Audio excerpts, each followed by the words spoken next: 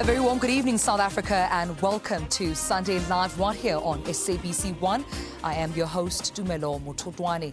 Now, as we conclude Women's Month festivities in the country, well, the plight of one of the most vulnerable groups of women, that's female prison inmates, however, is often forgotten.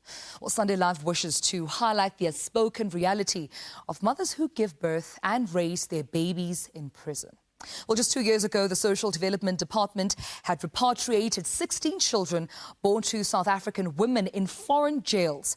And the Department of Correctional Services also revealed that out of 3,749 women currently incarcerated, well, approximately 84 of the female inmates have babies with them. Well, before we delve straight into our conversation, let's take a look at this insert prepared by Zanele Kwabe. Locked behind bars, but guilty of no crime except to be born to mothers who broke the law. Every child deserves to grow up in a happy and healthy environment, but these little inmates at Johannesburg female correctional facilities are growing up in jail cells because of the crimes committed by their mothers. This 30-year-old woman was 2 months pregnant when she was arrested for fraud. She says raising a baby behind bars is a real challenge. The restriction that's on me as an inmate falls onto the baby. So it's emotional, it's heart-wrenching, you get angry sometimes because you've brought this onto your baby. You know, there's nobody who can you blame for a situation like this, and you really can't blame her. The more you try to be stronger, the more she makes you weaker in certain instances, because you are helpless. Babies are inmates by default, forced to spend their 2 years with no exposure to the outside world. One of the challenges, having to raise your child around the walls, and having to see your child grow without a walking ring, and your child will be crawling on the cold floors. It's not a nice experience for a mother to actually see a child grow under the environment. Mothers are allowed to stay with their babies for a period of 2 years. Therefore, emotional and psychological factors play a very important factor when time comes to part ways with their babies. Having to take my boy to the social workers, my family came to fetch him, and I got there. His brother was there. I couldn't bear the thought of not sleeping with him that night. I just had to walk away.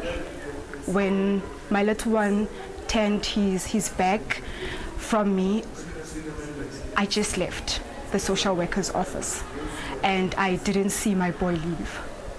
I had to ask the following day to actually call and check if everything is fine. Apparently he was doing well on his first day outside, but it was a very painful experience. I remember that night, the very same day, they took me to a communal cell. There's 40 ladies in there, and I had to climb a gaga. You see the bunker beds, I had to climb a gaga. That night I cried, couldn't stop crying, and I realized that I had to get help. Then I went to Bonnie. She's our psychologist, and I had sessions with her, and it actually helped. Although a child has to bond with their mother, is raising a child behind bars in their best interest, or are the effects more harmful than motherly love? Well, that's the poll question we're asking you this evening. Should female inmates raise their babies behind bars? You can SMS yes or no to the number 34065 and join in our conversation on social media. On Facebook, we are Sunday Live on SABC1. You can tweet at Sunday Live, SABC1, or even tweet me personally at @T_Mutotwane. But don't forget to hashtag Sunday Live SA.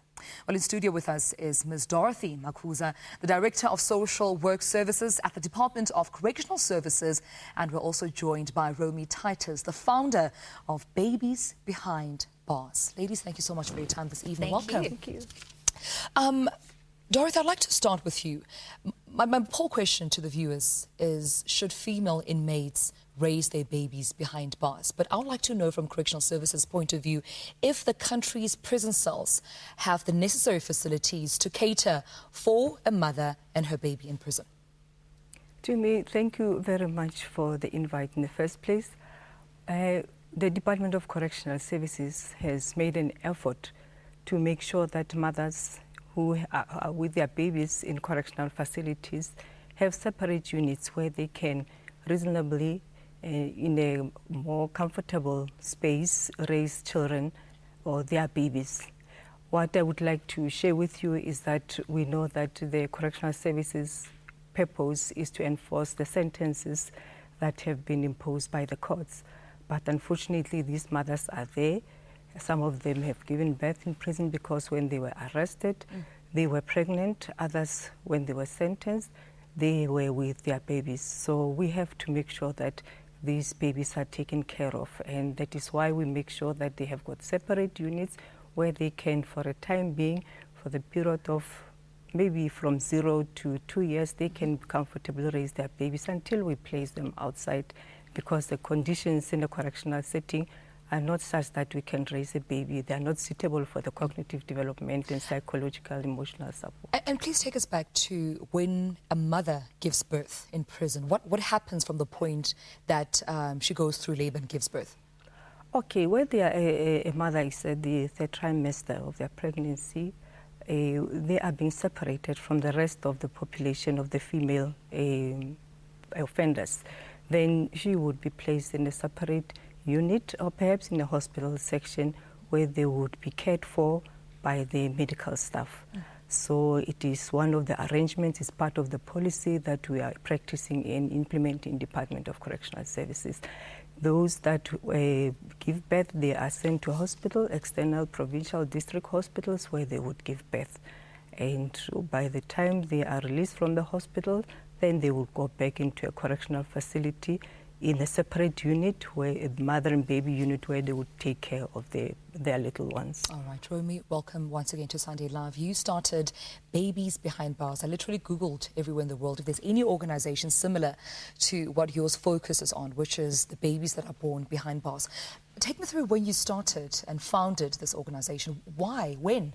I'm a hard news journalist by profession, so one of my assignments was I had to go and do a Christmas party in prison. I was 19 at the time, and I sort of kicked and screamed while I was driving with the cameraman to Pretoria Correctional Centre at the time. And I really wanted the lead story that day. You know, I didn't want to do some fluffy tail-ender story of children having a Christmas party in prison, but got there nonetheless and was really just startled by what I saw. I mean, I've seen raped children, dead children, pieces of bodies. I've seen it all, but nothing has haunted me more than children who are born and raised in prison. At the time, kids were allowed to stay up until the age of 5. And I picked up this really cute 5-year-old little boy, and he was fine until the male cameraman picked him up and he went ballistic. And then that became my experiment. I'd pick him up and he was fine. He was fine amongst all the women until the male picked him up again. Yeah. And then he went ballistic. And I said, but what's wrong? You know, you pinching the little boy? What's going on? And the head of the female section actually said his interaction with men is so limited that the only man he knows comes in an orange overall on a Thursday to mow the lawn and leaves again. And that really just struck me, because I thought, how does a 5-year-old little boy not know what a man is when he's going to grow up one day to be a man? And I left the prison that day just really, you know, confused. I filed my story, but went home and years later still wondered what happened to this 5-year-old little boy, and why is no one doing anything about children who are born in prisons in South Africa? And I think so often we're quick to ask, why is no one doing anything? And we're very slow to get up and sort of take action. And in 2007, I actually registered Babies Behind Bars as a non-profit company to solely bring awareness to children who are born to incarcerated mothers in South Africa. All right. Well, should female inmates raise their babies behind bars? Well, I take your calls on 011 714 8080, but only when Sunday Live returns.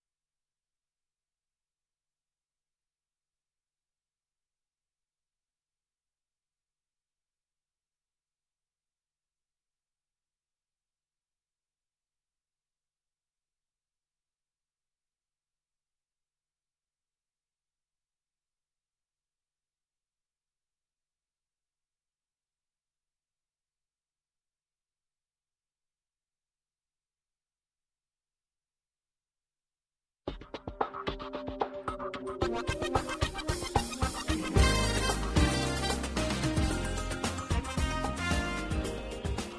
back to the program. Well, if you've just joined us, we are discussing the social realities of babies born in prison and the plight of the incarcerated mother thereof. But share your opinion on whether babies born under these circumstances should be raised by their mother or not. And you can call me on 011-714-8080, of course, to share in your views live on air.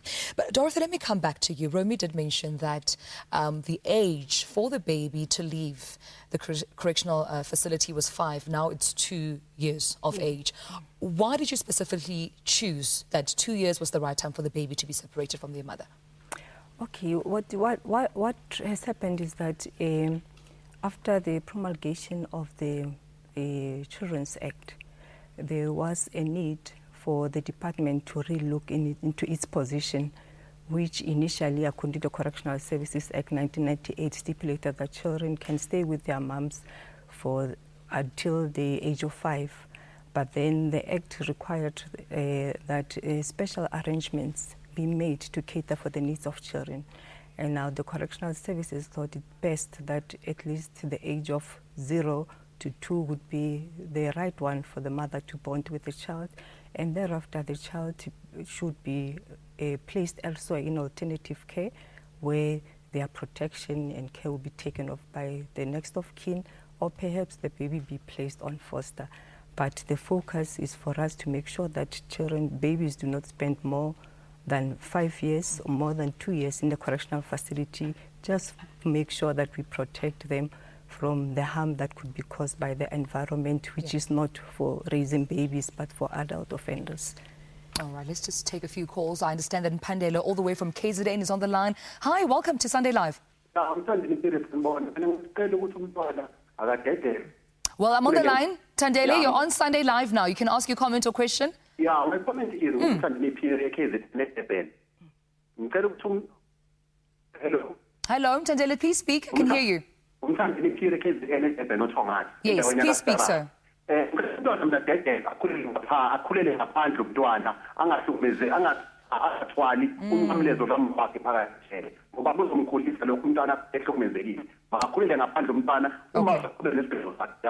All right, thank you so much. Thank you so much. We have another caller on the line. Welcome to Sunday Live.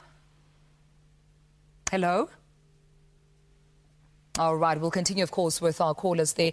But I also wanted to hear from you as well, Dorothy, that we heard from one of the mothers on the insert saying that it was so painful being separated from her son. She literally had to turn her back because she couldn't take it and leave the child with the social worker in their office.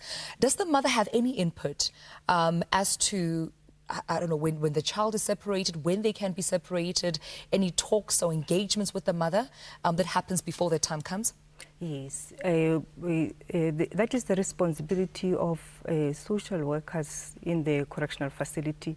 That orientation is being done just to make sure that they are ready, but that by the time this happens, then they are able to let go, of which is not an easy thing to do when you are a mother. But there is emotional support and also psychological support that is being provided to them just to prepare them so that by the time the baby is ready to be placed elsewhere, then they can be aware that this is what to expect thereafter.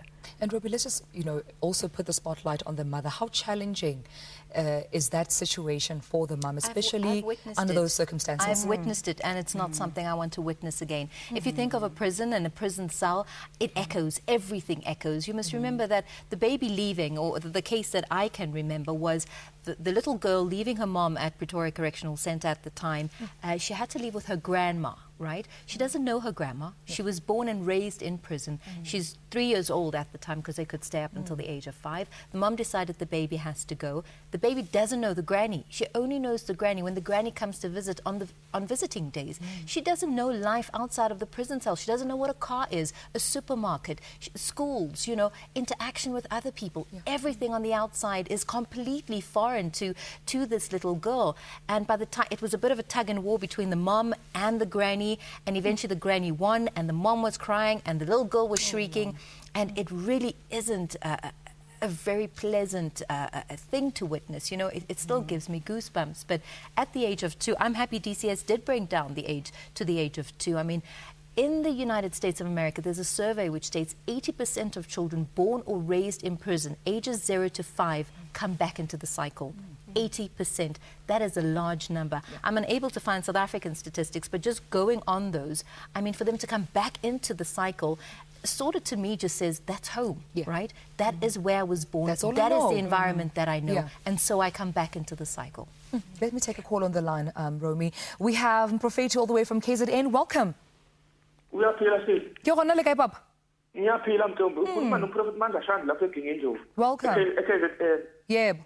Enakho ngifisa ukusho mina angiboni ukuthi mhlawumbe kungalunga ukuthi izingane lezi omama abakhulele bekwazi ukuthi ingane zabo manje kodwa uhulumeni into mina ebengicela ukuthi mhlawumbe ayenze noma ihlele at least abafake into ekuthiwa ama-trackers ukuthi mhlawumbe mangabe ebhekele ukuthi mangase bebaleke bekhona into abazoyifaka at least emlenzeni yabo ukuthi bonakala ukuthi bantu ngesikhathi lesi basekhulisa iy'ngane bebe ngasemakhaya mase yikhulile-ke bese bebuyela-ke beyodonsa isibhuku sabo ukuthi bekhulisa iy'ngane ngaphakathi emajele nanokuthi mhlawumbe bedonse bebe besesimeni esinjengaleso angiboni kahle ukuhamba kahle kodwa ngingajabulisa uhulumeni bese enze iy'nhlelo ey'thize ukuthi bekhulisa iy'ngane maseyikhulile bese bebuyele ngaphakathi ejele. Ngiyabonga mina.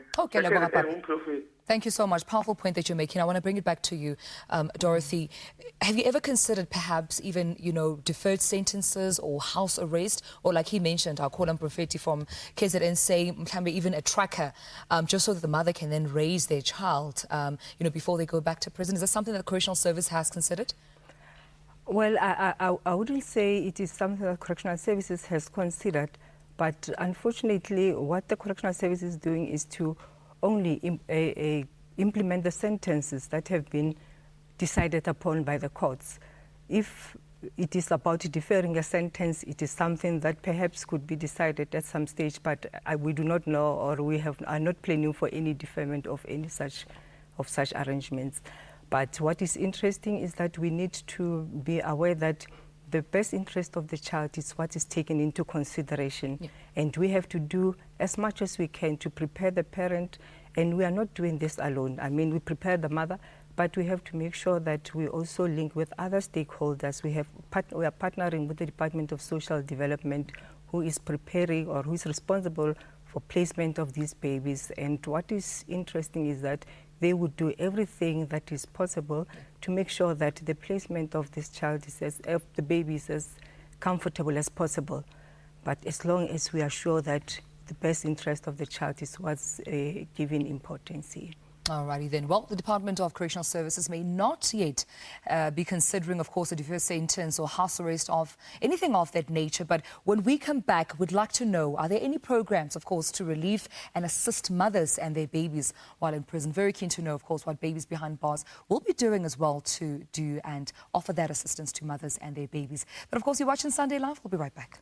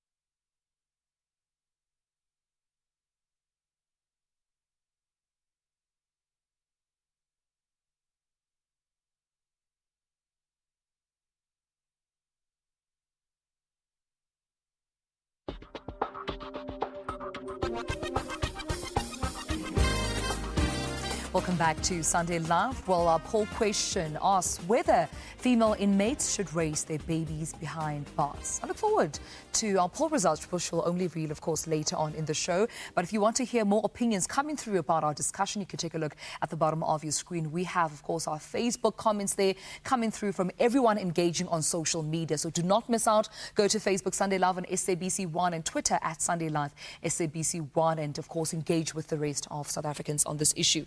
I wanted to ask you, Romy, on the programs that you have in place to relieve or assist babies behind bars. What are those? So our main focus really is to look after the baby ages 0 to 2, their human basic needs. So if they need food, formula, if they run out of that, in winter it's icy cold, so lots of clothing, educational toys as well, toiletries, anything to keep baby happy and healthy, ages 0 to 2. That is what we do. So we're in 17 prisons in South Africa, 4 Namibia, 1 in Swaziland, and we've just branched off into Zimbabwe and Kenya as well. Interesting. And the same for the correctional service, especially for the baby to develop in such an environment? Yes, we do have got programs, even stimulation for babies by the ECD practitioners. That is the early childhood development practitioners.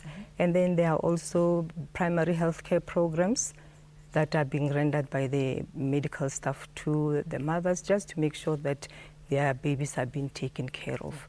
Yes. And to the mothers as well, you know, I can imagine how this is also a learning curve, it's also a culture shock for them. Are there any, you know, is there any assistance or programs in place that emotionally take care of the mother as well?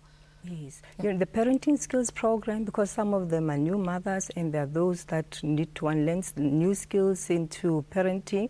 Those are the skills that we offer to them. Some of them are even taking educational programs. They engage in formal education skills development, but it's part of the programs that they render in correctional services by the specialists. Social workers are there, psychologists are there, spiritual care is there, so that at least the support can be given and programs be rendered on their behalf. But what's important is to make sure that as parents, they can be able to take care of their young ones. And Romy, still on the mothers, I mean, we live in a country where single parents, especially single mothers, are high up in statistics. Where does the child go? Do you find cases whereby a single mother can say, I'm not sure where my baby will go, or a guardian who my baby will be guarded by if, you know, it's not me? Are those cases, what relief is there for them? You know, DCS has done a really good job in conjunction with social development to place the child and the safety of the child. Just reading some of the tweets, everybody's saying, no, a baby shouldn't be with the mother in prison. But think of it.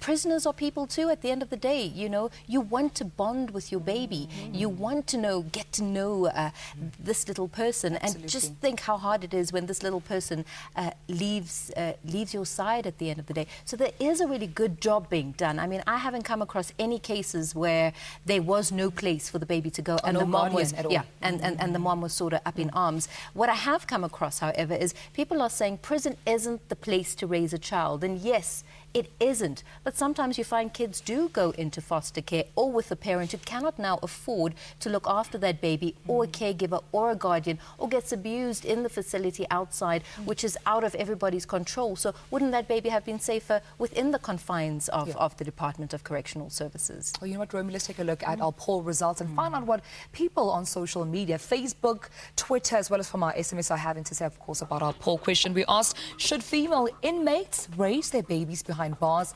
90% of our voters voted no, and 10% of the voters voted yes. How do you feel about those results, Dorothy? I think that is the reality. I don't think any parent or any member of society would like to see a baby growing in a correctional facility. It is totally not a place for them to grow and develop. And it is important that as a community, as a society, we make sure and make space to make sure that we take care of these babies. And if it cannot be on foster care, let it at least be in the next of kin that are prepared to take charge and make sure that they support the incarcerated mothers. All right, Ms. Dorothy Makuza, of course, the Director of Social Work Services at the Department of Correctional Services, and Romy Titus, founder of Babies Behind Bars. Thank you so much, ladies, for your time this evening. Thank you. Thank you so much, time. Thank you so much to you as well at home for joining us this very evening. Well, it's a very sensitive issue, but that's how we close off our Women's Month. And we do hope that the babies, of course, born behind bars will receive the care that they need, and the mother, the emotional support that they need as well. Well, I'm your host, Dumelo Motutwane. Thank you so much for joining us. I'll see you again next week, Sunday. Until then, good night.